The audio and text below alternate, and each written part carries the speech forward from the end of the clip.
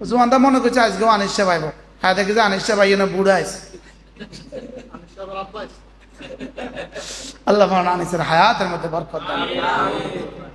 টেকনাফ হতে তেতুলিয়া, রূপসা থেকে পাথরিয়া, সিলেটে এক জায়গায় আমি বয়ান করছি 10টায়, আনিস আসছে 1:30টায়। এই 1:30টা পর্যন্ত হাজার হাজার যুবক বয়ে রয়েছে, 1:30টা পর্যন্ত।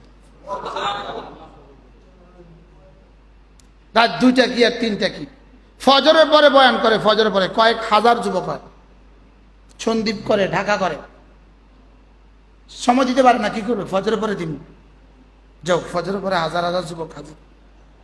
আল্লাহ তার হায়াতের মধ্যে বরকত দান করেন, তাকে সুস্থতার এক জীবন আল্লাহ তারা নসিব করেন, তাকে ঈমান আমলের জিন্দেগি নসিব করেন, তার হায়াতের মধ্যে আল্লাহ বরকত দান করেন, তার আব্বার কবরকে জান্নাতের টুকরো বানিয়ে দেন। তার আব্বা বড় মুখলেস মানুষ ছিল, ঠাকুরপাড়া বড় মসজিদের ইমাম ছিল তার আব্বা, পাশাপাশি সে প্রাইমারি স্কুলের মাস্টার ছিল, প্রাইমারি স্কুলের মাস্টার ছিল, শিক্ষকের ছেলে। আল্লাহ শিক্ষকের ছেলেদেরকে এভাবে দেয়। আমার বাবাও শিক্ষক ছিল।